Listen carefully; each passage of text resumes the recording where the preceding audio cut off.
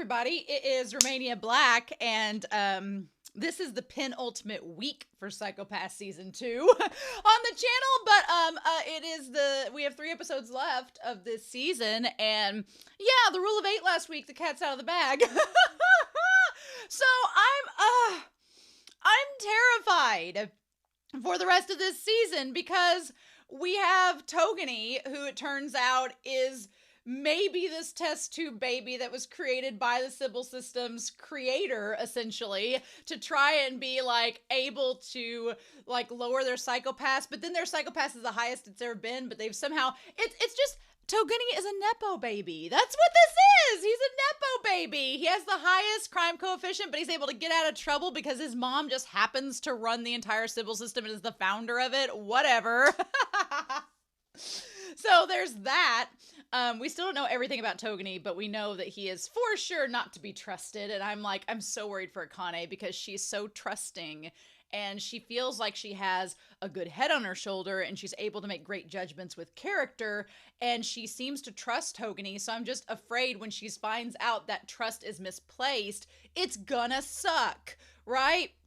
Then you have Kamui, who we find out is basically a Frankenstein monster from the Sybil System that's gone rogue and wants to take the Sybil System down. So that's a fun time. So you have Togani versus Kamui and setting them both up, but they're both kind of the worst.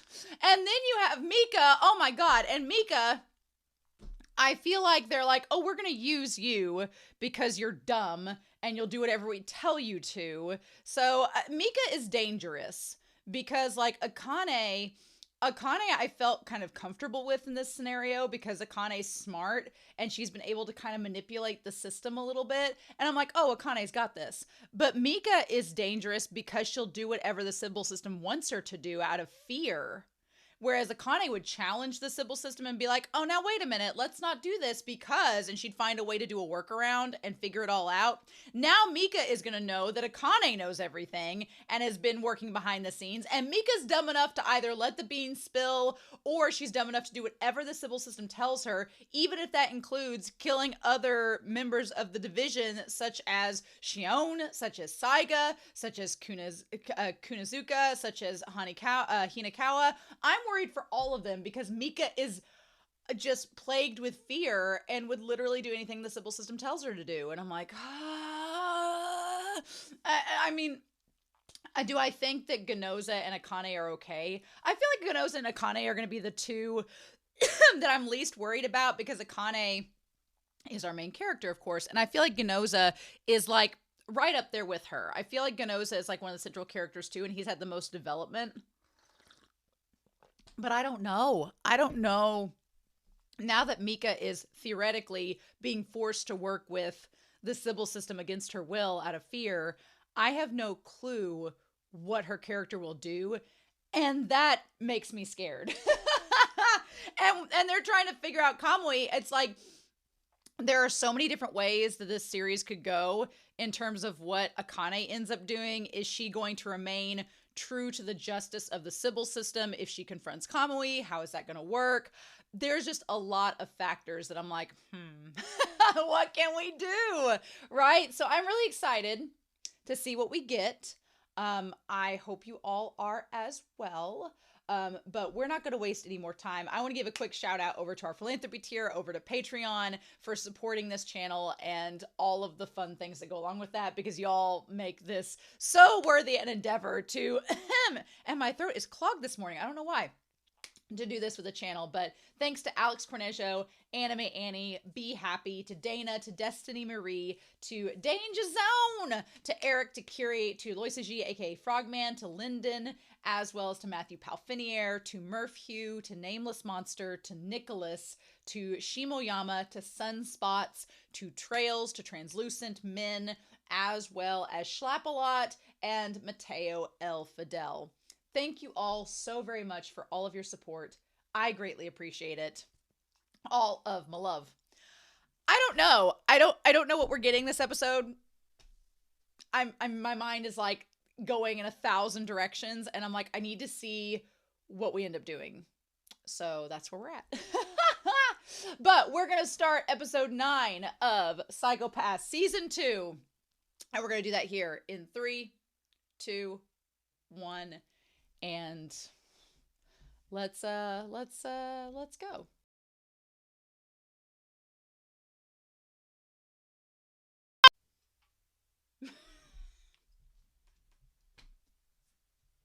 So there has to be a way that Togani and Kamui are either working together, or Kamui got to the granny first and just took her ear, which was bad enough, but he didn't kill her.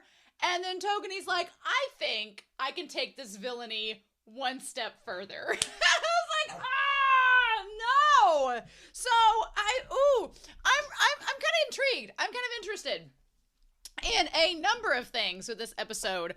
Primarily about how certain things have happened. I'm assuming we're going to get a little more backstory on Togani and see what happens. But I'm so intrigued because there's been things that have been set up over the season, and I'm like, and this idea of like what's morally right, what's wrong, what do we do with all of that? It's kind of being called into question in this episode, which is a lot of fun. So yeah, let's dive into this, shall we? First and foremost, Mika girl. Mika, what I'm glad about is that Mika has not been brainwashed like Shisui seems to be by Kamui. She has not been brainwashed as far as we know. No, Mika is just scared shitless. Mika is just like, if I don't go along with this, I'm going to die. And I'm glad for that. I'm glad she is not just blindly trusting the Sybil system and being like, oh yes, this wonderful system, everything's great. No, Mika is smart enough to realize if I don't go along with this, they're gonna kill me. And I don't want that to happen. So she is, what's terrifying is she's scared enough to just do whatever they say. But in the same vein, I'm curious if there's going to come a moment where Mika has the choice to act out and not follow protocol to save someone, or if she's going to go along with the system because she's too afraid that she won't be strong enough to resist and she'll end up dying. Because that's kind of been Mika's whole journey at this point. At this whole point, Mika has been like, she's been faced with these hurdles with the Sybil system. Back when they were trying to break in to help Ayanagi, Mika had the problem of, if she didn't, she could have probably got in there and helped Ayanagi a lot sooner, but that would involve breaking protocol. That would involve going against the Sybil system. And Mika, who wants to be so by the book, because she believes if she's by the book, nothing will happen to her, then that's why she hesitated and didn't do anything. And it caused a lot of people to die. And now we're faced with the opposite situation where Mika knows everything about the Sybil system, except I don't know if she knows if Akane knows. I don't know if Mika is present to the knowledge that Akane is in on the joke too. I don't think she knows that. I think that Mika just believes she's the only one that knows about the system, and she's going along with Togani because she knows that he's like directly involved, but I don't think she realizes that Akane is involved as well. I don't think they've told her that, because then, I mean, if you think about it, the Sybil system, by all accounts, is smart enough to realize we need to keep Akane and Mika on different wavelengths, because if they sync up and they figure out that each other both knows the same thing, then they could go off and go against the Sybil system together, and Kasai and Togani don't want that. They want her and Akane to be separate. They actively are wanting Mika to help bring down Akane. So, of course, they don't want her to know that Akane knows. So, oh my God. But yeah, but you have kind of the opposite situation here where now Mika is so terrified that she will literally be killed if she goes against the Sybil system. She's going to do whatever protocol says, even if it kills people, and it probably will, because she's too afraid to rise up and try to do anything because she feels powerless. She's like, this is an omnipotent system. I can't do anything. I just need to follow along to survive. And there's a part of me that's like, I don't blame her. But then there's another part of me that's like, girl, you got in this situation because you were dumb. So I'm like, I sympathize with Mika because, like, honestly, if I was in that situation, hell yeah, I would be like, yes, I will do whatever you say to stay alive. Whatever you want me to do, sure. I would like to think I'd be as brave and smart as Akane, but that's a tall order. And when you're in a situation like that, I can't say I wouldn't be like Mika and be like, yeah, no, I'll do whatever you say. Don't kill me. But it's just what's so frustrating is that Mika put herself in that situation because she was so damn proud and because she was arrogant. And it was her arrogance that led her to be in that situation in the first place. So that part is frustrating. And I'm like, Mika. But I feel for her. And I'm glad she's not brainwashed. I'm glad she is still cognizant. She's just scared shitless to do whatever they say. Oh my God. And the animation on her this episode where she's like, like nervous laughing. Oh my God. And of course, the Sybil system, because they're buying it, and because of course they would buy it, you're getting your ego stroked. You're getting gratification that they're on board. She's like, oh, she unconditionally accepts what the society considers right. I'm like, oh girl, because of the fear, right? Oh, it's just, yes. And what do they say? And he's like, she's a very model ideal citizen, isn't she? And Togene's like, yes, her hue is quite clear. My thing is, I'm very curious how Mika's hue is clear right now. How that's possible, unless Mika is possibly asymptomatic herself and just didn't realize it. And she's been worrying all this time that unless they're just guessing her hue is clear. And maybe he didn't point the Dominator at her, so maybe he doesn't know. But maybe in that moment, if she isn't asynchronous, it'd be funny if she was asymptomatic and she just didn't realize it. And she's been so worried about her hue this whole time, and that shouldn't have been a problem. Interesting. And then she says, oh, unlike you. And okay, that shot of him where he looks back at her and he's like, oh, her hue's quite clear. And she's like, oh, unlike you. And he kind of looks back at her. Not gonna lie, in that moment, before we got the flashback, I was like, oh, that is a very handsome shot of Togene. That is a very attractive shot of Togene. I'm kind of here for it. I like he has the black tie because he's the black soul, black hue. I was like, ooh, okay, cool. I like that. But then we have the flashback. Everybody on Discord, there's been a couple people on Discord trying to convince me that Togene's hot. And I'm like, look, I'm like kind of on the ace spectrum, so I don't really, sexual physical attractiveness, it's more than just how they look. I could stare at a thing of abs all day and I'm like, it's really nice. It's aesthetically pleasing, but it doesn't do anything for me. I'm like, yes. Now voice, give me a good voice and I'm like, I'm here for a good time. You read me all the audiobooks, baby.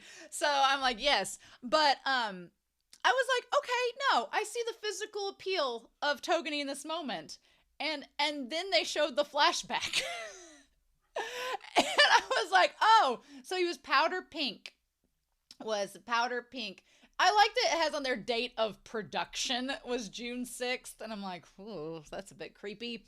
But yeah, his Psycho-Pass was 29.3 and his hue was powder pink. And then they show him chasing this cute little beagle, chasing around this little psychopathic child with a beagle, and he just murders it. I'm like, no. Unfortunately, anytime somebody kills animals, they are instantly on my no-fly list. They are instantly like, nope, we cannot be friends. You killed an animal. You killed a puppy dog. No amount of hotness is going to make up for that for me. I'm like, nope, sorry, sir. You're going to have to casually sit down and just not be there. It's kind of like there's another character in Monster that physically looks appealing, but then their personality, you're like, absolutely not. There is no way, shape, or form that's going to work. So yeah, the only successful example of a criminally asymptomatic person being artificially created, their crime coefficient went up, but only by like 3, and it was still powder pink. And but it's slowly risen, right? And so the woman is like, oh yeah, Kasai's like, oh my God, you did so well, hon. Here's another puppy to kill. I'm like, girl, why are you giving your kid puppies to kill? What's wrong with you? What is happening? So the question is with Togene, I guess we should put Togene up here. So Togene was supposedly asymptomatic, right? But then he supposedly has the highest crime coefficient. So what happened?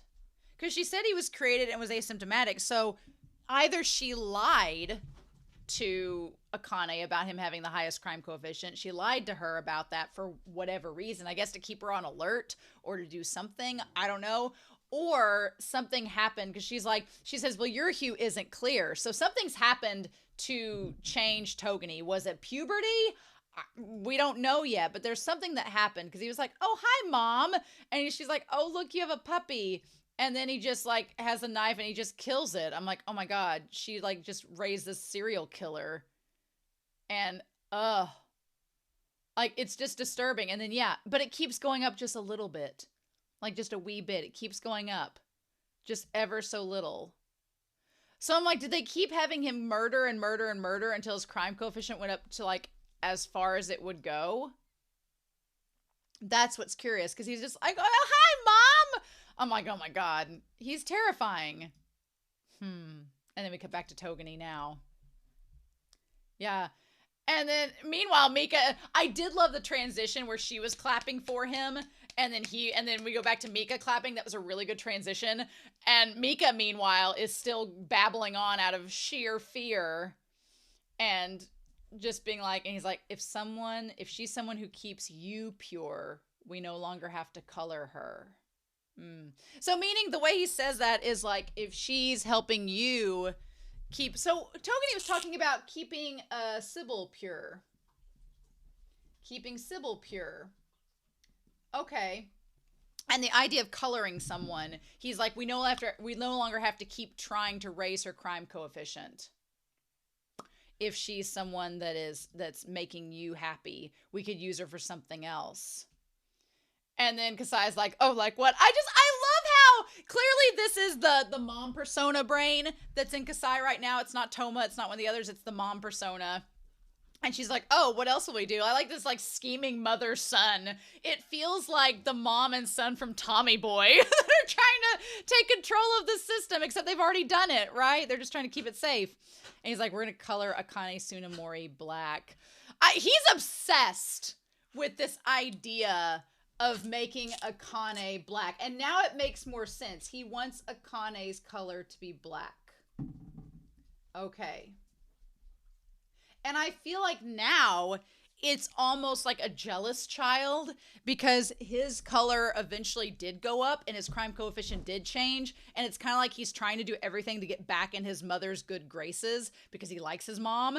And Akane is like the new favorite child, where the Sybil system's like, oh, well, this detective Akane, no matter what we do, her color doesn't change and she's perfect. And Togani's like, oh, well, Tsunemori needs to have her crime coefficient muddled so that I'll be the good kid again, is literally what it reads as. It reads as if he wants Akane's color to go black so that he can prove to the Sybil system that he's just as good as Akane.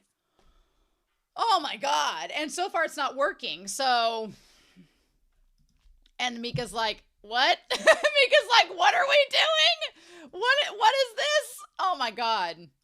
So the episode's called The Omnipotence Paradox, which is a really cool episode title. And I love that we cut immediately to Saiga. Saiga being attached to the color black because he has the black coffee is such a cool thing.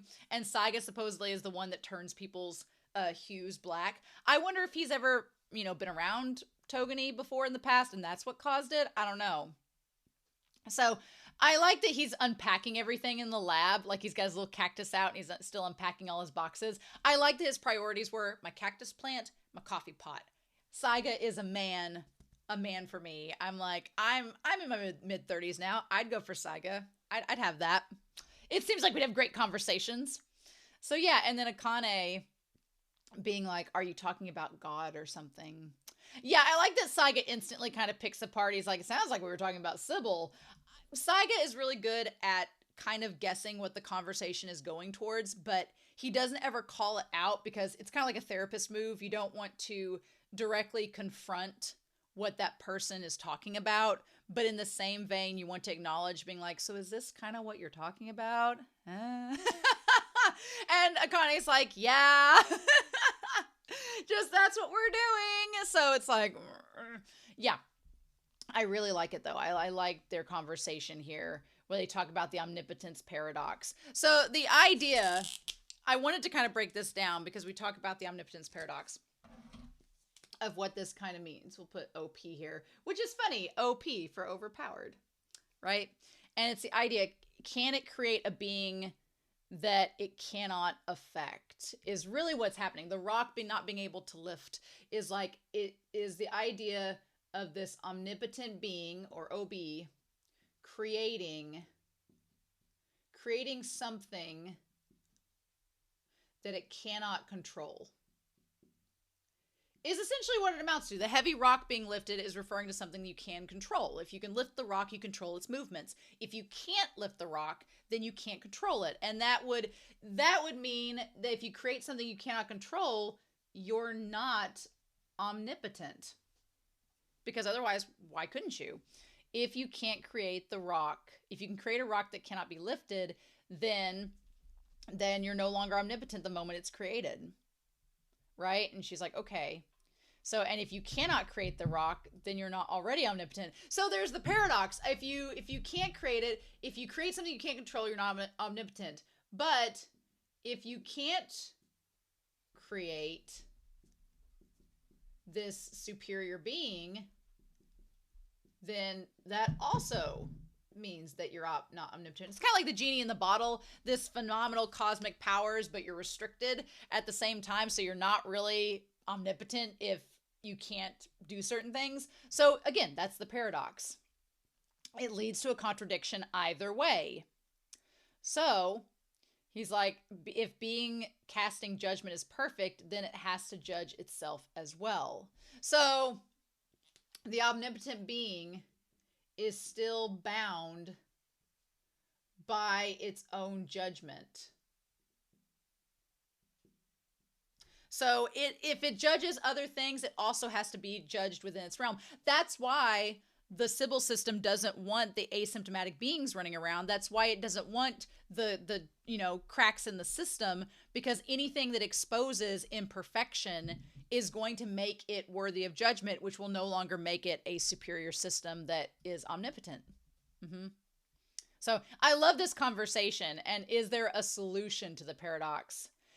And so that's when he says that there is a mistake in the paradox. There is a mistake somewhere in the assumption, in the process, or in the conclusion, or the solution. One of those three areas, there is some kind of mistake. And that's where we need to find out what's going on. I love that Whiteboard Coon is in the background with the conspiracy board still on there. You need to prove one of them is actually correct. And so she's like, a mistake or a correct answer. One of the two. I know that Saiga's like, what brought up this topic? I'm sure you can't talk about it, but, just bringing it up. I thought we were talking about Sybil. And I like that she's like, yes, we absolutely are talking about Sybil. I love that Saiga's pretty much figured it out, but he's not going to say anything because he doesn't want her to know. I also like the callback to season 1 of Akane just walking around basically nude. And she's like, what color? What Kamui wants to know is Sybil's color. So what is Sybil's color? Which is interesting because it's like nobody's pointed a Dominator at Kasai, have they, to see what color they are? Nobody's pointed a Dominator to the brains to ask what color they are. Are they their own crime coefficient, right? And if those two happen to be the same. So what is the color of Sybil and what is Kamui's color? And Kamui says their color is always clear, but does that also mean that Sybil's color is clear? Because if those two happen to be the same, then what do we do with that? If Kamui's color is clear and so is Sybil's, and they're both, if they're both equal, then who's right? Who's the omnipotent one? And if Kamui's something that Sybil can't control, then what do we do with that? I like that Saiga kind of sits here with his coffee and he's like, I should tell Akane to stay away from topics like this because it's going to end up possibly clouding her hue. He's like, but I want to see how she answers it. I just love it. It's the scientist's dilemma, right? Where he's like, I know I shouldn't probably do this experiment, but I really want to know the result of it. So I'm going to go through with it. I'm like, I like that. I like that Saiga is kind of self-aware of his own flaws. It's really good. So yeah. So then we have the doctor. He's like, this is how Kamui's sympathizers must have felt, being kind of codependent. Yeah, so I like that Saiga, in a weird way, acknowledges that he has his own weird codependency on her and what she finds out, and that's what Kamui's constituents are like as well. Mm-hmm. Meanwhile, Togani and the mom, Kasai, show up. Just the two of them show up to the doctor, and they end up killing him. So then we go back to Akane at her desk. I love that shot. That shot of Akane at her desk where she's like basically nude with just the towel, and she's sitting in the chair, and she's just like looking. It kind of it makes her look exposed, but it also kind of makes her look omnipotent in a way, right? Like she's kind of a deity, like thinking about this and pondering it as well. And I love like this, the back, like just I wouldn't have that fluorescent light behind me. I can tell you that right now. That would give me a migraine in a hot second. But she has that behind her, and she's like solving the omnipotence paradox. One solution is that they don't have to be omnipotent every single moment. So we go through these solutions, right? So here's our solutions. And one is that you can be omnipotent sometimes, but not always. You could do that. I like that she doesn't ever light the cigarettes. She just takes each cigarette and kind of wheels it around to like mull it over. So, and make the rock that you cannot lift lighter. So sometimes with that, it's the idea of taking something uncontrollable and making it controllable, which is kind of what's been happening with Akane. The idea that the Sybil system has realized, oh, we have something with Akane that we can't control. Let's rein in things and make it to where they're more in our parameters that we can control it, and then go from there. Or the idea of we have these asymptomatic beings that go beyond the system. Well, let's just incorporate them into the system, and then we don't have to worry about them, and then we can control them from within. That's the kind of thing there. That maintains the omnipotence. So the current Sybil system is using this solution as well. And so we go through it. Yeah, the idea they take the people they cannot judge and they incorporate them into the system to maintain the perfection. Yeah, but Kamui made many people criminally asymptomatic for all practical purposes. So, and cleared their psychopaths. So Kamui is kind of the thing. Kamui goes around this. Kamui says, okay, well, I'm going to make people asymptomatic too, so that you can't keep up taking all these people in by clearing their hue. He eliminated that solution. So that's no longer something that can be viable. Okay. So then he further asks the idea, can Sybil judge Sybil? If it cannot judge itself, it's an exception to its own rules. So, can Sybil judge itself? That's the question. So, it's like Sybil's made up of asymptomatic creations, but yet it can't judge asymptomatic creations, so that becomes an exception, right? Which is a problem. The solution to that is for Sybil itself to become integrated into Sybil. Of course, such a thing isn't possible, and thus the perfection is lost. But, then what if they can judge themselves? So, then the question is, if they are asymptomatic, if Sybil's asymptomatic, then the answer is no, and there's the flaw. But if Sybil is judgeable, then the answer is yes, and it can keep within its boundaries. So, what do we do about that? In terms of judging everyone without any exception, the perfection is maintained. But if that's the case, then those who form Sybil are no longer asymptomatic. And hence it means they didn't judge those who should have been judged. So then it's like, okay, well, then if the Sybil system is no longer perfect, and it's able to judge those who are not perfect either, then the ones who are walking around asymptomatic can't be judged. So what do we do with that? There's only one solution to the paradox. And Akane's like, oh. And that's when she's called in. I'm really curious what we're going to have as the solution.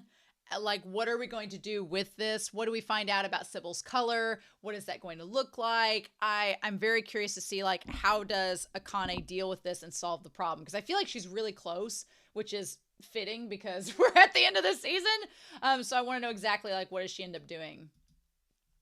And they're like, I lost another conversation partner. Oh my God. No.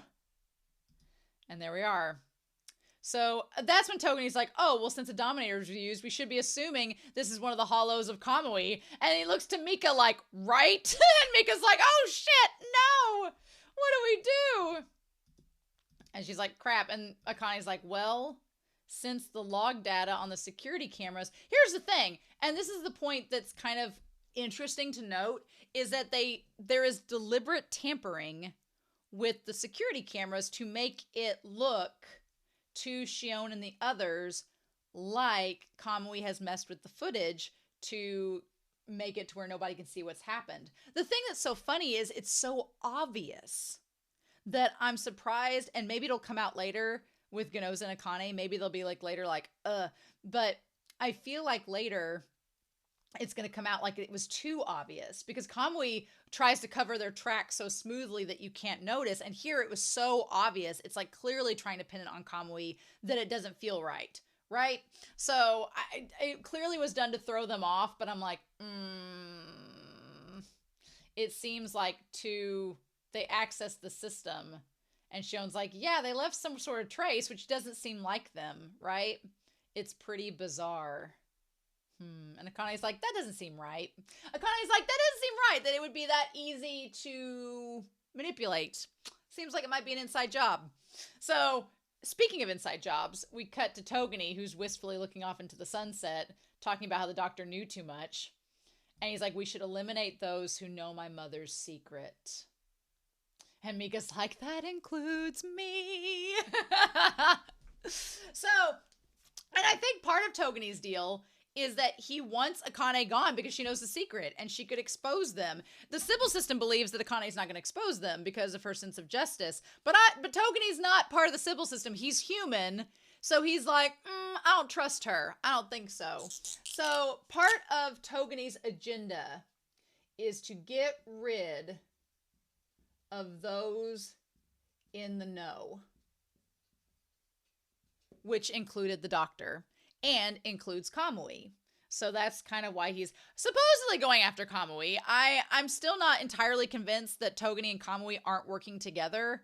I'm not totally convinced they aren't. I feel like they're not working together, but if it turns out there's a twist where they are, then I won't feel, because there's almost like some hidden animosity between Togeni and his mom. I mean, on the surface, he seems like he wants to please his mother no matter what, right? But then there's like this yandere part of him, because he's a literal serial killer who murders puppies. There's this part of Togeni that I'm like, would Togeni want to wreck his mother because of what she put him through? Maybe. So would I be surprised if it comes out that Togeni has been working with Kamui to try to take the Sybil system down while simultaneously getting rid of everybody that knows about her secret? I wouldn't be surprised about that, but we'll just have to see, right? Right? So get rid of those in the know. And kind of, if we put Kamui over here, he kind of is wanting to do the same thing. He wants to get rid of those that have been manipulating the system. With the exception of his man friend that he doesn't get to be with. He's not dead yet, so maybe they'll get to be together. I have a secret ship for Kamui and his friend that avoided the flight. We'll talk about him. And she's like, it was you. And he's like, oh, are you scared of me? And she's like, yes, because you could kill me. The framing of this shot too, like, I really it's really creepy how Togani presents himself in this very dominant, like dominating stance against her where he's like overshadows her. It's creepy and it's very predatory. And I'm like, girl, I feel for you, Mika, because I would be terrified. He's like, I am my mother's child. That is a child of Sybil. So he's like, you need to do what I tell you to do. And he's like, my will is society's will and you need to obey it. And I'm like, oh my God, no. No, man. He's like, you vowed to respect the law. You cannot deny me. I'm like, ugh. And I feel like he's going to try to like, there's a part of him that wants to use that against Akane. I'm like, no, trap. Get him out of here. No way. Cannot with Togani. And he's like, what do you want? He's like, I have something I want you to look into. The location of Akane Tsunemori's grandmother. And he's just like staring over. We'll have the inspector take on the role of Kamui's killer. So the plan is the thing about it is Kamui is helping Togani at this point, which is why I almost thought they were maybe working together, but I don't know if they are or not, because either there's a part of me that feels like Kamui, they wanted to test Akane. So in testing Akane, they took the grandma's ear to deliver it to her like a Godfather-like thing, being like, here's the horse's head, to see if she would react. And she clearly has reacted. The question is, did it raise her hue or not? We don't know that. They didn't tell us. So we don't know exactly if her hue was raised. We just know it pissed her off to no end, as it should. But Togani wants to take it a step further, being like, we're going to kill the grandma, and that is going to motivate Akane to kill Kamui. And that will raise, theoretically, her psychopath hue to the point where it will be black. That's going to do it. We're going to have her take on the role of Kamui's killer. The question is going to be, is she going to follow through with it? Is it going to work? Is she going to follow through? We've had this discussion the entire season about, especially early on in the season, about her kind of being like Kogami in the fact that she was getting more and more obsessed with the Kamui case, right? And getting obsessed with finding him. And so throughout this season, I've been like, okay, she's becoming more and more obsessed with Kamui, but there is always a distinction between her and Kogami from the beginning. There was like Kogami went after Mikishima because his best friend was killed by Mikishima, and that threw him over the edge into the obsession and led him to kill him. Whether or not it was his end motivation, we can argue that, but it was the push that Kogami needed to fall and for his crime coefficient to raise too high to go back down. Then you have Akane, who has been after Kamui, but she doesn't really have an incentive like Sasayama dying to motivate her because gang's all here, right? And none of them are responsible with Kamui. So the grandmother dying would absolutely possibly be that fuel to take Akane over the edge where her crime coefficient couldn't catch back up and her killing Kamui. The question is going to be, will she do it or not? Kogami killed Mikishima, but would Akane kill Kamui? That is the question. And right now, Kamui is the threat. That's what makes me think that Togani isn't working with Kamui, because Kamui is a threat to exposing the Sybil system and exposing his mom, and he doesn't want that necessarily to happen, so he needs to get rid of Kamui. And Mika is just like, oh my god, what? So, and I like we cut straight to Kunazuka, who says, the Ministry of Land, Infrastructure, Transport, and Tourism, MITT, or MLIT, I guess, is what it is.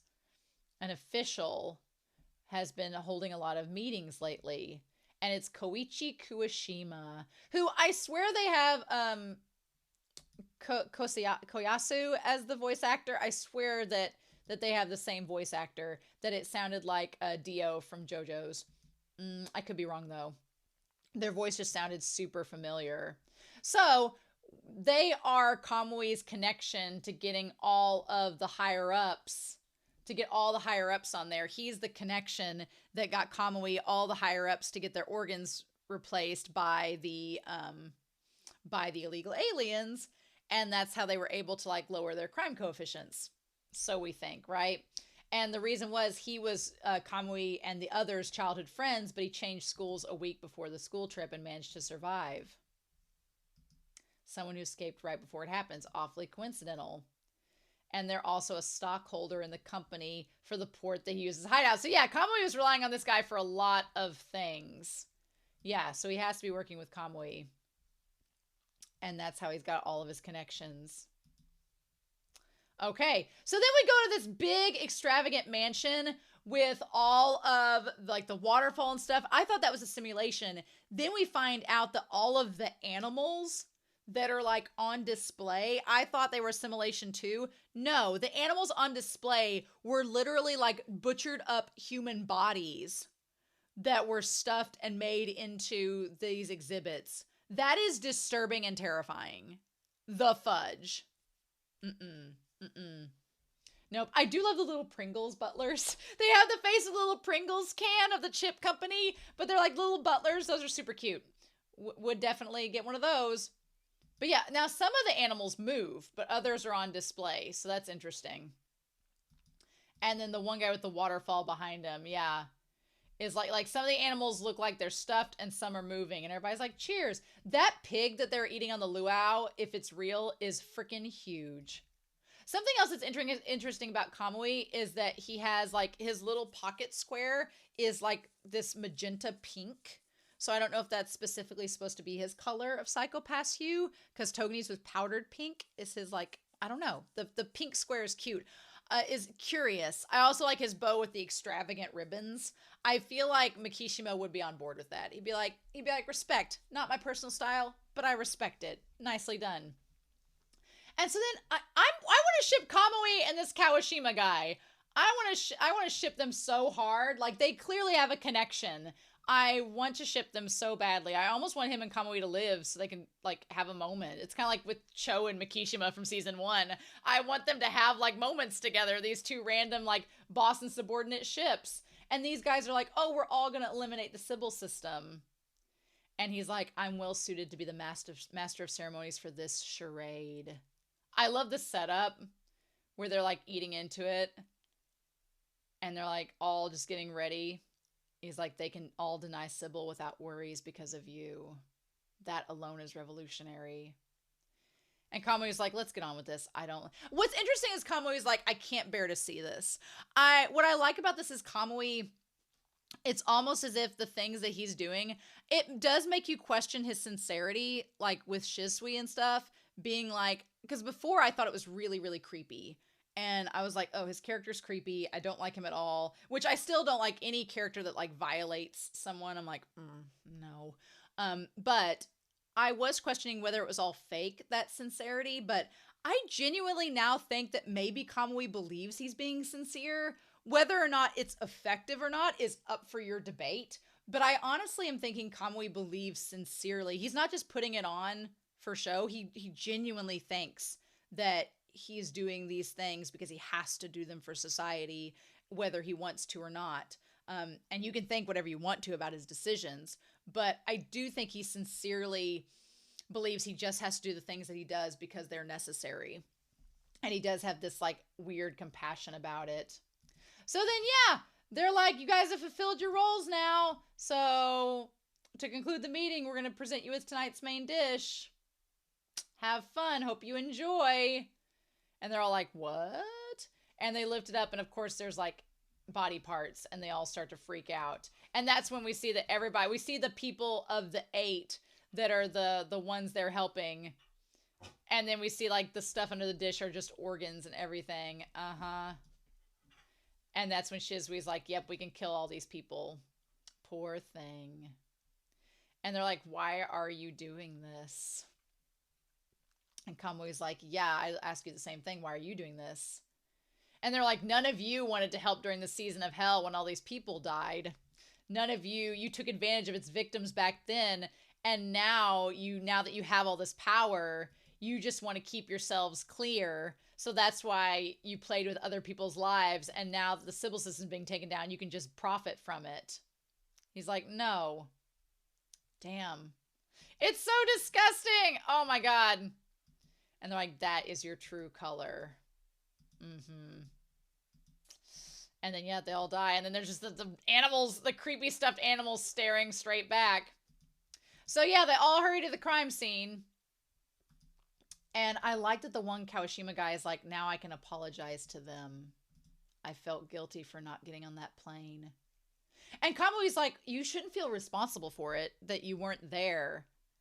And he's like, I almost became a latent criminal as a child because of the guilt I felt over escaping the crash. That part is so messed up because it's kind of like a Kagari situation where as a kid, because you had an intense emotional traumatic response about something, you were going to be labeled a criminal. And the idea that he felt like guilt because he wasn't on a plane almost led him to be in a facility is absolutely terrifying. He's like, I almost became a latent criminal because of that. But the Sybil system, he's like, it maintains order. And because of that ego, my 184 friends were killed and I was about to disappear from society. And Kamui's like, I won't let you get clouded. And at that point, I was like, oh, I'm shipping these two together so hard. I'm like, yes, yes, please. Kamui being like, you don't need to suffer because of something that you couldn't control. I was like, oh, I'm kind of shipping this. Forget Shisui. Forget that. Let these two guys be together. I'm all for this. Yes, please. And he's like, let's go together to where the judgment will be carried out. I was like, he wanted him to come with him. And he was like, I can't guide people like you do. I'm like, this isn't freaking romantic shit. I'm like, I'm all for this. He's like, in the end, I'm like these guys. I'm one of those that were saved. And it's like just bodies and blood splatters everywhere. And Kamui's like, I don't want you to become a blood splatter. And there's just he's like, okay. He's like, do the rest as we planned. He's like, I was half in doubt, but we got the trump card without any issues. Okay, so that's the ear they're talking about. They got the ear without any problems. And he's like, and so Kamui says, I thought I told you that wasn't necessary. And okay, so interesting. So Kamui wasn't going to go after the ear or the grandma at all. Kamui's like, we don't need her. This is not important. But it was Kawashima that went through with it. Okay. The thing is, I've been worried about Kamui and Togani working together, but it could be that the person that got the ear to Kawashima could also be the person that got Togani the body of the grandma. So they could have just gone through the same broker or whatever. Or Togani could have been like partially responsible for that too. It's So it could be that Kamui and Togani don't even realize they're working through the same channels. That could be. But I do like that Kamui was like, I didn't want to get the grandma. And then the friend says she's the biggest potential threat to our plans. We're better off containing her movement. And Kamui's like, that's not enough to stop her. He's like, she keeps her color no matter what kind of situation she's in. That's exactly why I want her to bear witness to the judgment. He's like, she deserves to be there when we take down Sybil's system. It's almost like Kamui's putting her up on a pedestal as the omnipotent being, whereas Togani is trying to take her down by proving she's not omnipotent. So Kamui wants to put her on a pedestal and Togani wants to drag her down to hell. Oh my God. And meanwhile, Akane's just trying to live her life. And then the guy's like, well, we'll test her with this and see if you're correct. And he's like, Koichi. I'm like, they're on a freaking first name basis. He's like, Kurito, I'll stay and fulfill my duties. They're on a first name basis. Get them on that what color ship and let them sail off into the sunset together. Why can't I have nice things, show? Why can't you give me decent ships, show? I mean, you gave me Shion and Kunozuka. I shouldn't complain. But I think I'm owed at least one more good ship. I think I'm owed this season one more good ship. Is that too much to ask? At least he didn't die, so maybe there's a chance him and Kamui will be together at the end. I don't know. I don't know if Kamui's living or not. And then the Shisui's like, what am I, chopped liver? And he's like, yes. And then he's just like, you were already our precious friend long before you and I were reunited. That line, you were our precious friend, because Kamui is like a Frankenstein of all these parts and pieces, is so crazy. Oh my God. And I love that Kiwashima's like, let's all be together in this giant body part orgy. We don't care. He loves Kamui despite knowing what he is. It's like he's like the bride of Frankenstein. Koichi is the bride of Frankenstein. Let this be a thing. Come on now. Yeah, look at them smiling at each other. You guys can change the world. Oh my god. And then he's like, let all of you go and judge Sybil. I like that Kamui's on the back of the motorcycle Shisui driving. He's like looking back through the helmet. My ship. I have a new ship, and I want Koichi and Kamui to at least see each other before they both die. I want this to be a thing. So then, yeah, there's all this, like, stuff ablaze, and Akane's like, where's Kamui? And he's like, oh yeah, he's already gone. He's like, please see these people off in lieu of him. So then it's like through the jungle and through all this, and we see that, like, the bear and stuff is actually, like, a bunch of hollows of, like, freaking Five Nights at Freddy's messed up Sasayama bullshit that's basically from the OP. That is some messed up shit. And of course Mika's like, blah. And I like that Kunozuka's like, that's gross. And Akane's like, really?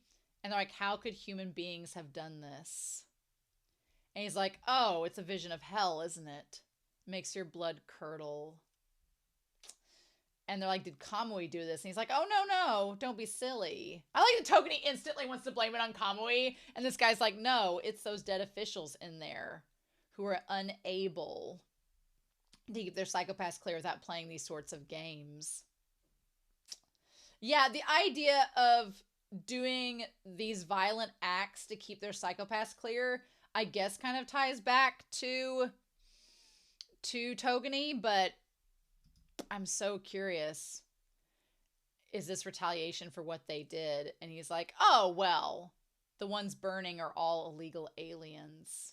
They abandoned their countries for whatever reason. And yeah, all the bodies like burning up. And officials use sweet talk to gather them together. Oh my god. It's like a human centipede situation. Oh my god. And the elephant is like made up of all these bodies sewn together and shit. Oh my god. And toyed with them. And they committed terrible acts like this. But then when their crime coefficient went up, they sought help from Kamui. Yeah. So, and that brought Kamui's wrath on them.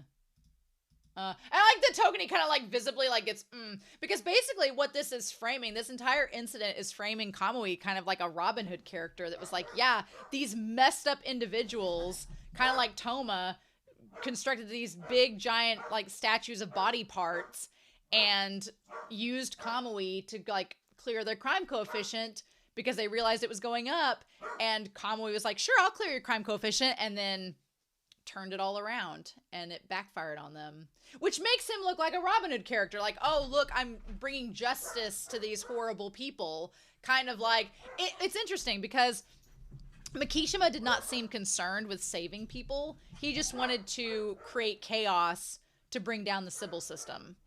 Whereas Kamui is seeming like he wants to help people get beyond Sybil system and needing it, but is also like bringing down people who have like been wrongfully manipulating the system, which is different than Mikishima, so that's fun. And Akane working through this, I'm sure Togani's like, no, don't take Kamui's side. It's like, And he's like, those people who were turned into livestock asked to be burned. They couldn't go back to their old selves. Just like Kamui can't. And there's that comparison too. It's like, look, Kamui was created as this Frankenstein. He literally was created from all these body parts by the Sybil system to try to manifest something. And he's like, he can't go back to the way he was. Neither can these people. So what do we do about that? And the thing is, Akane doesn't at this point know that Kamui is a Frankenstein necessarily. So, because Mika's the one that's found this out. And Akane is like, okay, well then come with us. And he's like, before that, I want you to take a look at this to see what happens when she does. I thought that the damn earring glimmering was going to be like a sign that she was like working with Kamui or is being manipulated by Kamui. And I guess it was the case. But at the same time, it's like, it's like, no, it's a damn ear. And Akane did get pissed. And Togene's like, oh. And Mika's like, what's going on? Now, he doesn't try to use it against her. She's like, what did you do? And Ginoza's like, oh shit, we need to get her away from him. What did you do? I love that Ginoza's like holding her back because he sees what's in the box. I love Ginoza's like such a big brother figure holding her back. Could also be a love interest. I'm not opposed to either. But yeah, I just, oh my god. And then he's like, Kunazuka, take it. And that's when she opens it up and sees what it is. Yeah. Uh-huh. Oh, that's so messed up. That's so messed up, the ear. And then, yeah, Ginoza and Mika realize what it is. And she looks over to Togene. And of course, Togene's like, oh, haha. This just happened to work out in my favor. Oh, Akane, girl. Like, they're just all toying with her, and I feel for Akane so much. That is not fair at all. And her just being so pissed. So then Saiga's like, well, hi, I'm here to talk to somebody else. I'm supposed to change your color black. Let's see if it works. It's like, this is the first time I've wanted to try and see if I can actually do it. And then the guy's like, oh, I'm like when, like, little Hinakawa standing over Akane, like he doesn't know what to do. He doesn't know how to help her. And he's like, I don't know what to do. It's so precious. And then Kunazuka's like with her, like, hey, I'm surprised Ginoza's not there, but we'll see. But yeah, Kunazuka's such a calming presence in this show, and I love it. Like, Akane is closed in on Kamui. She's a bother to us, even a sacrilege. Yeah, it's like she's the one thing that Kamui's kind of obsessed with, but at the same vein, they're like, you shouldn't be obsessed with her because she could bring you down. Oh, interesting. And Akane's just like, okay, what do we do? He's like, I want her to behave herself while Kamui is getting everything set up. But Saiga's like, but that's your decision, right? Because Kamui wants Tsunemori to come to him, right? Yeah. Mm-hmm. He wants her to go. And they're like, where is he? In the guts of the city. And they all have their Attack on Titan, like, cloaks on. I'm wondering why they have the cloaks on. If there's, like, bulletproof vests under it, or if there's, like, if the cloaks are, like, a protection somehow. Like, what the deal is, if it helps them get past the system. I don't know. And they're like, 15 minutes ago they were captured. I feel like, I guess, the whole time, Ginoza was with Shion trying to map everything out. I guess the cloaks might have got them past the others. But they're all people who have got beef with the Sybil system for the Season of Hell. Mm-hmm. Yep. Kamui's been operating up until Ghost, but now he's made a move, which means everything's about to go down. And Akane's like, yep. I think he's going to settle things once and for all. The thing that's crazy is that Akane at this point believes that Kamui is the one that gave her the ear of her grandma. But the reality is Kawashima did that on his own. It wasn't Kamui. It was Kawashima doing it on his behalf. But Akane doesn't know that. So she's going to go after Kamui believing that he hurt her grandmother. Meanwhile, Togene actually has the grandma, and I'm sure is going to kill her and tell Akane that Kamui did it to make her even more likely to want to kill Kamui. Oh my god. Yeah. Mm-hmm. Because we see that last bit with the car and the grandma's there when he opens it up. Right? Because whose car was that? Was that his own car? Did he get Kawashima the ear? Did he do that? Was there no broker? He just got her there? Because she seems so calm. She's like, oh, despite a woman that's lost her ear, she seems perfectly calm and reasonable. Where she's like, oh, are you one of Akane's colleagues? Like, are you going to kill me or not? And he's just like, yes. But I'm like, was her crime coefficient enough to kill her or what? Oh my god. So yeah, that's where we're at.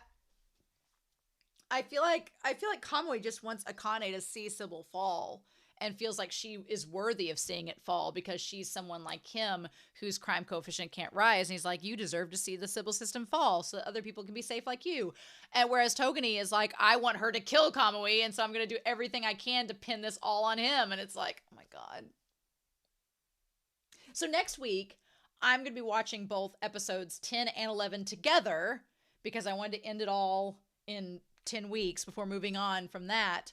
So it's technically the season finale next week because we're going to be watching the penultimate episode and episode 11 together. I'm terrified. But I want to hear your comments down below. So as we get close to that, I hope y'all have a wonderful week.